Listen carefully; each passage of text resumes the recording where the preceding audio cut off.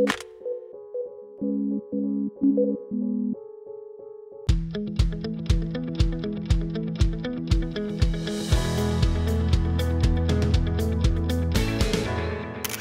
everyone, welcome to this episode on travel photography. I'm Abhishek and I have with me my colleague Anindo from Nikon India technical team. Hi Abhishek. Hello Anindo. And today both of us will help you understand how to approach travel photography.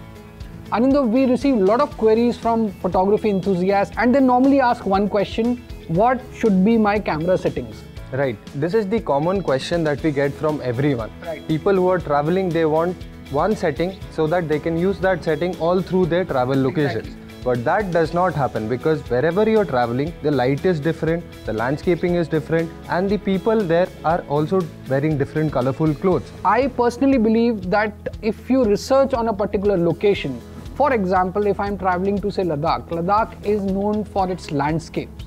So I won't forget to carry at least one wide angle lens to cover the massive landscape of Ladakh.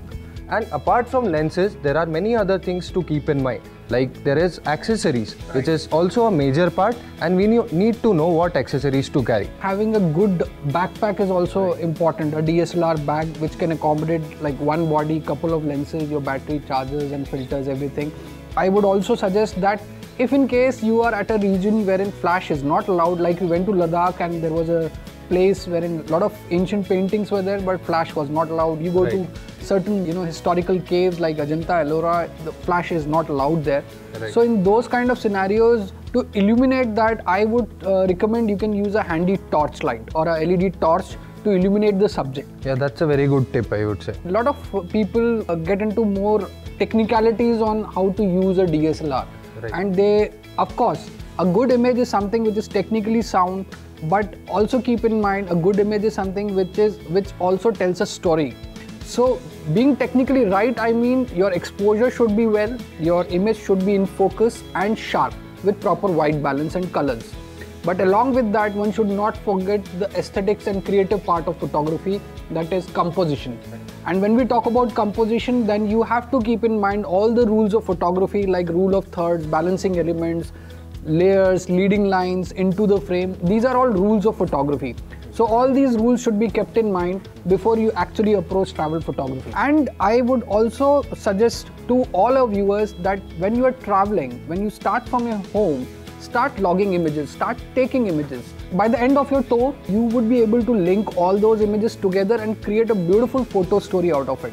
So all this information that was shared, I would like to utilize that on a weekend trip to Jaisalmer. Jaisalmer sounds very interesting, Anindo. I believe we have sand dunes, we have historical monuments there, palaces, and a lot of culture, Rajasthani culture. That means a lot of colors. I think that's an ideal place for travel photography. Exactly. So I have planned that I'll go around the city and go to some of the remote locations so that I can capture the architecture. For all our viewers, what I'll be doing, I would love to share some on-field tips with them, how to document that. Okay, that will be very interesting and very different approach towards travel photography. Right, and meanwhile you cover the monuments, architecture and street. I think that's a great idea. So what are we waiting for? Let's go. Let's go.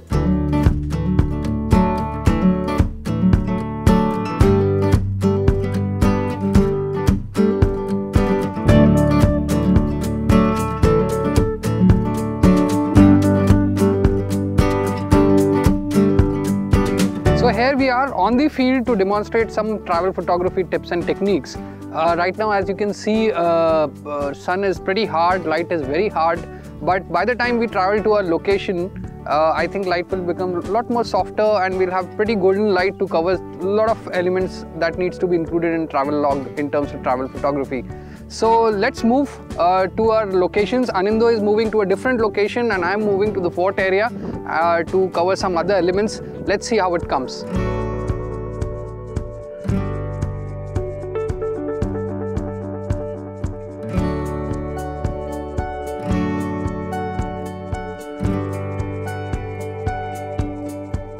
After a short ride, we have now come to Kulra. It was once a well-settled village, but now it has turned into ruins, and that's what the attraction over here is.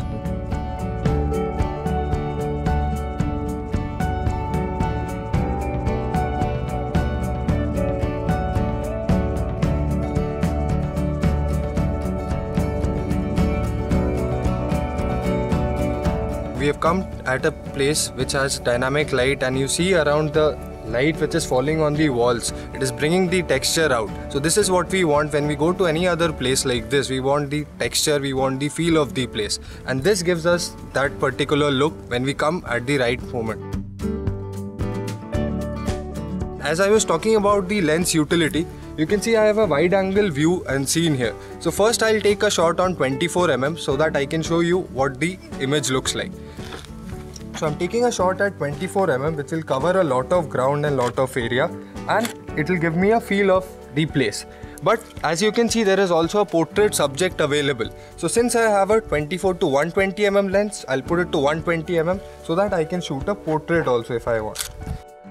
So this is the utility of such lenses, and this is how you can have a variable focal length lens which will do more justice, and it is more easier to carry around. We are now on our way to Bada Bagh, which is the Royal Cemetery. Here the interesting part is that there are no tombstones present. All the tombstones have been turned into an umbrella shape. So as we are heading towards our location, just few quick tips regarding travel photography. Always shoot in RAW, because when you are shooting in RAW, that gives you a lot of liberty to actually refine your images further if they are underexposed, overexposed, and you can even correct the white balance. So keep the RAW format always on in your camera when you are doing professional level of photography.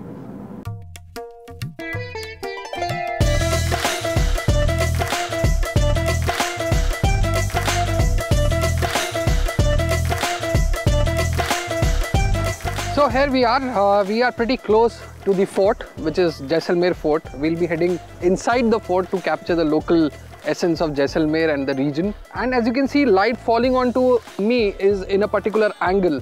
So this is pretty decent light to capture this area right now. And to further enhance the saturation in the sky and to make it much more bluer, I'm using a CPL filter, 77mm. Right now the gear that I am using is Nikon D810 along with 2470. Why 2470? Because I want to shoot various perspectives of this location, grab some zoom in shot of the fort, and let's see how it comes. Okay, so here we have managed to pull out pretty decent images of the fort along with the city. So what I have done is I have kept the fort in the right hand side of my frame as per rule of third, balanced by the patch of cloud you can see in the sky. Keep in mind that always shoot at various focal length. You never know what focal length will give you a wonderful shot.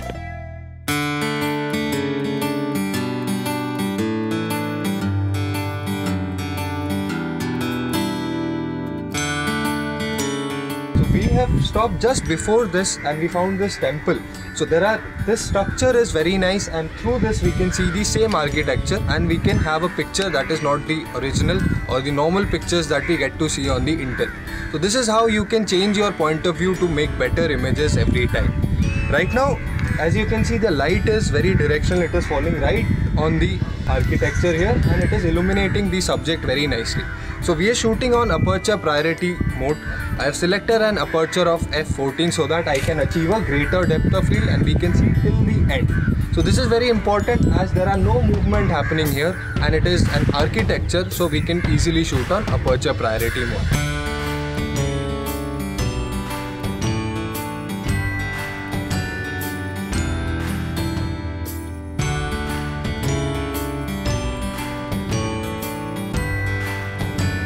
We are here inside the fort and there are a lot of activities happening, and we have my friend Pia with us and she's here to visit the fort.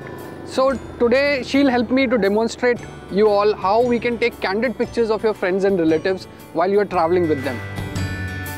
I have D750 mounted with 70-200mm and I have D810 with 2470 so that I don't miss any perspective and don't waste time in changing the lenses.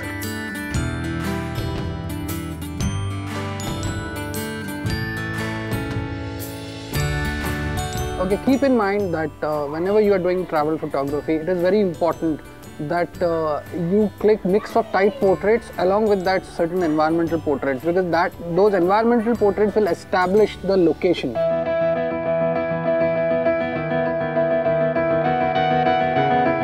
Right now we are at a restaurant which is situated on a hilltop, wherein you can see the aerial view of the whole city, and Pia is just busy clicking some aerial shots of the city, and let's see what I can get here.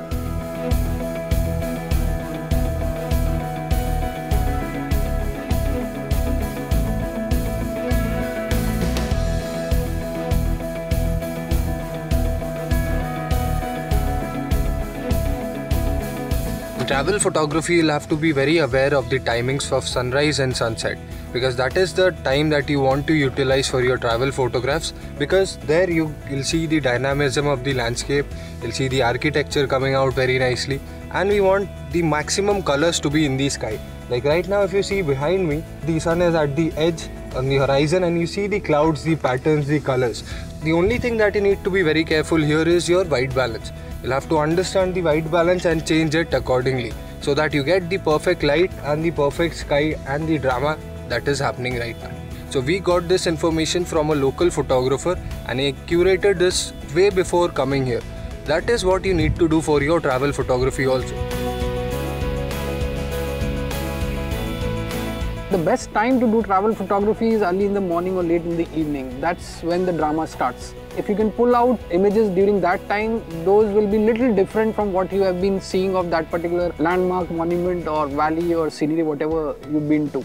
So I'm done with the shoot here inside the fort area. I'm just waiting for Anindo to see what shots Anindo has got. So once Anindo is here, we'll head for another location wherein we'll be shooting another element of travel photography, especially for which Rajasthan is famous for.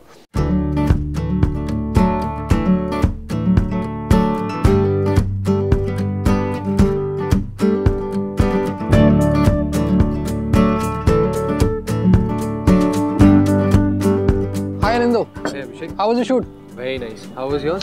Long and tiring, but we managed to pull out some great images. How about you? Same here also. We managed to go to 3 different places. Wherever we went, we found the symmetry, patterns, and the light was in our favor today. Oh. So we were able to take out very nice images. Oh, show me the images. Yeah, sure.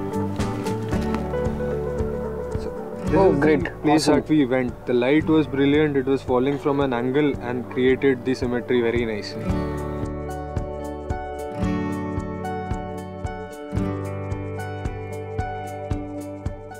Me and Anindo will now move back to our hotel, wherein we have different, as I said, dimension that will add a lot of drama to our travel photography.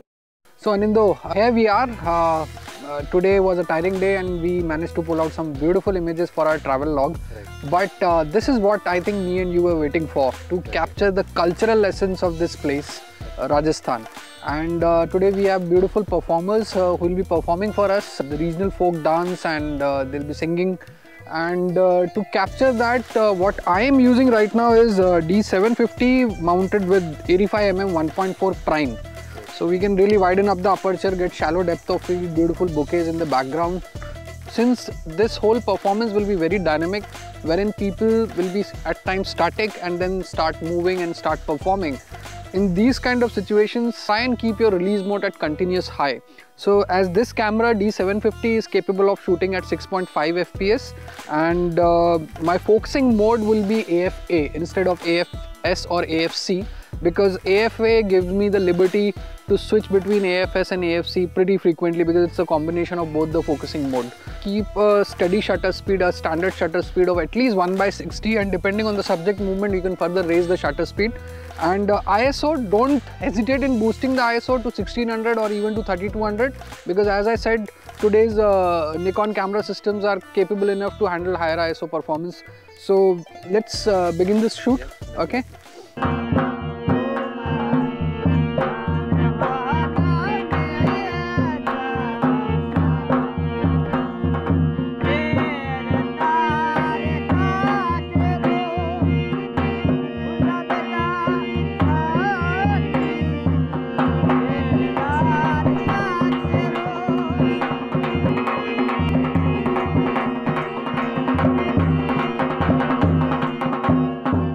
So Anindo, did you manage to get some good shots here? Yeah, I think the settings that we decided worked pretty well, and we got the motion as well as we freeze the frame also. Yeah, of course. Whatever images we have shot for our viewers, go back to studio, review the images, share some more tips and techniques regarding travel photography. Today we've got a lot of images in various kind of conditions, lighting conditions, and a lot of elements we shot which are important for any travel log.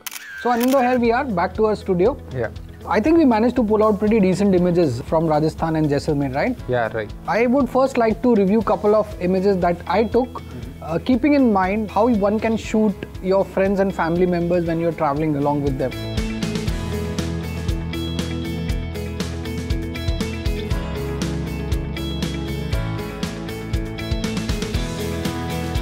So as you can see from these set of images, here Pia is just busy clicking images with her own Coolpix A camera, and I am just capturing some candid moments like a photo journalist. Yeah, this does not look posed at all. You can see in this image she's shopping there, and then she's just reviewing the images. So what do you think about these images? I think they're wonderful. By looking at them, you see the environment and you see everything happening around them. It's not a posed image, it looks very natural and appealing to one. These are the images that I shot during our trip to Jaisalmer. What happened, I picked out some of the locations which were different and unique. I wanted to go to 3 or 4 locations so that I have a good set of images from there. Okay. And as you can see, this image talks about the modern along with the old. Okay. So I've shot this, as you can see on the left hand side there is this architecture, and on the right are the windmills. Right. So both come together, an appealing image.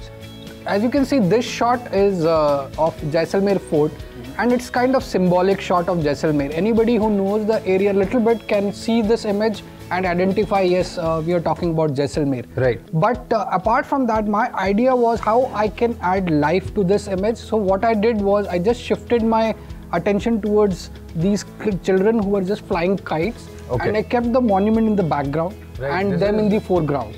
Came out a very nice image. Yeah. You can see this has been taken from a vantage point which is not the normal view. Exactly. So I think one should always eye for adding life to the image by incorporating such kind of elements in your photograph. Okay. We have clicked a lot of images. Exactly. Right, and it is very difficult to review all of them at this platform within this limited time.